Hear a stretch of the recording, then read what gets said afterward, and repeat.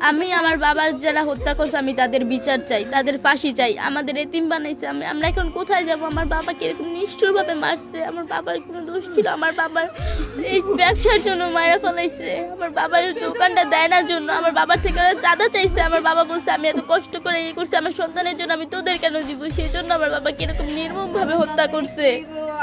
আমরা তাদের ফাঁসি চাই। আমার বাবাটা আমার সাথে হাসি মুখে বিদায় দিয়ে বলছে কি তাড়াতাড়ি বাসায় আসবে, এটা বলে বের হয়েছে, আর আসতে পারেনি। কিভাবে পাথর দিয়ে রাস্তার ভিতরে কিভাবে মারছে একটা মানুষকে কিভাবে মারি, কিভাবে পাথর দিয়ে। আমার দাবি একটাই, আমার বাবাকে যেভাবে হত্যা করছে আমি হত্যাকারীদের ফাঁসি চাই।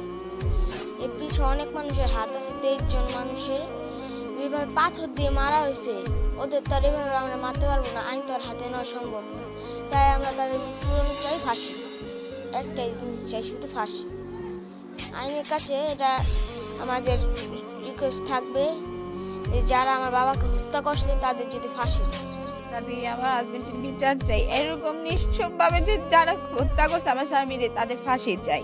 কোনো মানুষ আর কোনোভাবে এরকম যেন না করে। কারণ ছেলে আর আমার স্বামীর জীবে মারছে ওনারা। আমি বিচার চাই।